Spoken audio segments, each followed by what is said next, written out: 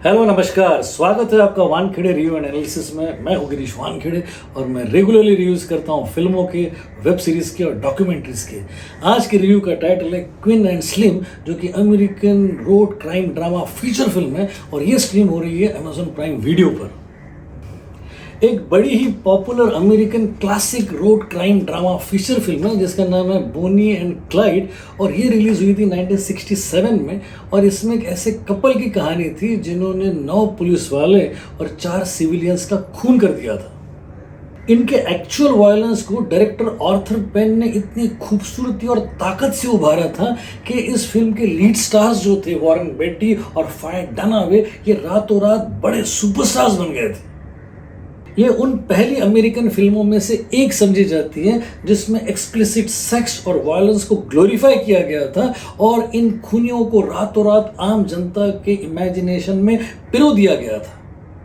फिर इन्हीं खूनियों की कहानी को और भी इम्पैक्टफुल बनाकर उसमें कॉपी कैट क्राइम को क्लब करके क्वेंटिन टेरेंटिनो ने एक फिल्म लिखी थी जिसको ऑलिवर स्टोन ने डायरेक्ट किया था और उसका नाम था नेशनल बॉर्न किलर्स, जो कि रिलीज हुई थी 1994 में। और उसको देखकर कई हत्याओं के लिए जिम्मेदार लोगों ने बताया था कि वो इस फिल्म से प्रेरित है और इस फिल्म को कई सारे देशों में बैन कर दिया गया था। और फिर रिसेंटली नेटफ्लिक्स ने भी वुडी हैरेल्सन और केविन कॉस्टनर को लेकर बनाई थी हाईवे मैन, जो कि 2019 में रिलीज हुई थी। और इस फिल्म में भी इन दोनों डिटेक्टिव्स को बोनी और क्लाइड के कैरेक्टर्स का पीछा करते हुए दिखाया गया था।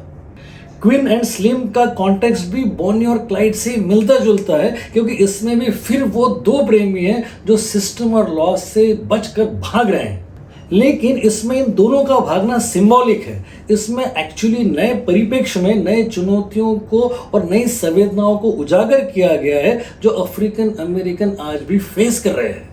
इसके रिदम में हमको कई सारी क्लासिक फिल्मों का इन्फ्लुएंस नजर आएगा, लेकिन वो जस्ट मोमेंटरी है, लॉजिकल है, वो किसी भी तरीके से फोर्सफुल नहीं है।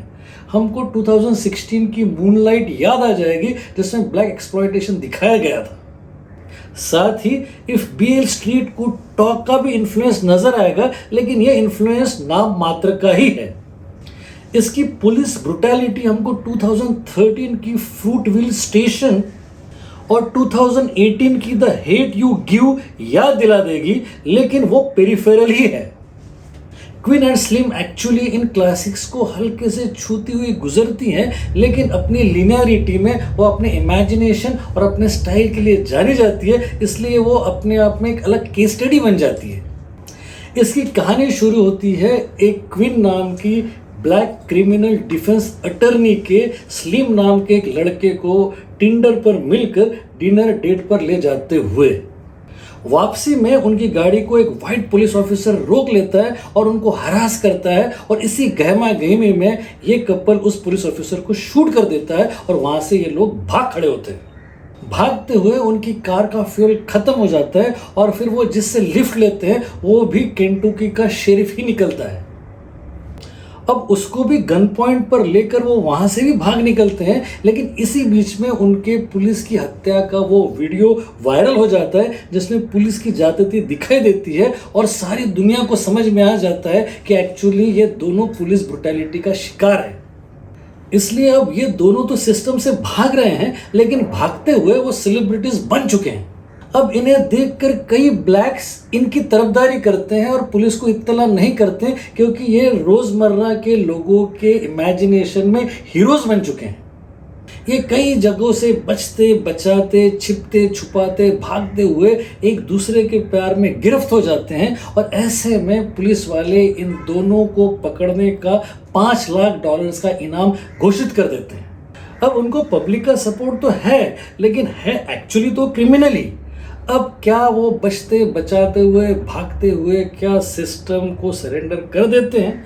और अगर वो नहीं करते तो क्या वो पकड़े जाते हैं? और अगर वो पकड़े जाते हैं तो उनका हश्र क्या होता है? ऐसे कई प्रश्नों का उत्तर देती है ये 132 मिनट्स की बड़ी ही इंटेंस ग्रिपिंग फिल्म, जिसको देखने के मैं आपको कम से कम 6 रीजंस दे सकता हूँ। सबसे पहला रीजन है अप्रोच। ये फिल्म अफ्रीकन अमेरिकन कम्युनिटी के लेंस से देखी जाती है और सारे ही अप्रोच में सारे सोशल इश्यूज को उजागर करने का कॉन्शियसनेस है।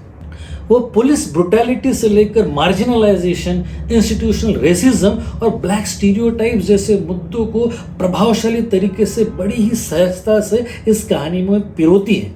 फिल्म पॉलिटिकल और रैशनल होने से डरती नहीं है और यही इस फिल्म की जीत है। दूसरा रीजन है स्क्रीन प्ले। इतनी बार देखी और सुनी हुई कहानी लीना वैथ के स्क्रीन प्ले के कारण जीवंत लगती है। कहीं कोई जल्दी नहीं है स्क्रीन प्ले में, कैरेक्टर्स का रूटेड होना और साथ ही साथ उनका एटमॉस्फेयर क्रिएट करना फिनोमिनल है। तीसरा रीजन है म्यूजिक। डेव हाइंस है इस फिल्म के म्यूजिक कंपोजर जो फिल्मों के लोकेशन के सेटिंग्स के तरीके से ही म्यूजिक को इंट्रोड्यूस करते हैं। क्लासिक, टेक्नो, ट्रांस और रैप इस फिल्म के विजुअल्स को एनहांस करते हैं। चौथा रीजन है सिनेमाटोग्राफी। ये फिल्म रोड क्राइम ड्रामा है जिसके कारण जर्नी शुरू होती है ओहियो से और खत्म होती है फ्लोरिडा पर, और इसके बीच में इन पात्रों के साथ गुजरते हुए आपको ऐसा लगता है सिनेमाटोग्राफी के कारण कि आप भी इस सफर का हिस्सा हो। लैंडस्केप्स, पब्स, कंट्री साइड्स और कैरेक्टर्स को जीवंत करती है टॉड रैडक्लिफ की जबरदस्त सिनेमाटोग्राफी। पांचवा रीजन है मेलिना मात्सौकास। ये इस फिल्म की डायरेक्टर हैं और ये इनकी डेब्यू फिल्म है और इन्होंने इस पहली फिल्म में ही ये जता दिया है कि इनका इस मीडियम पर कितना कंट्रोल है।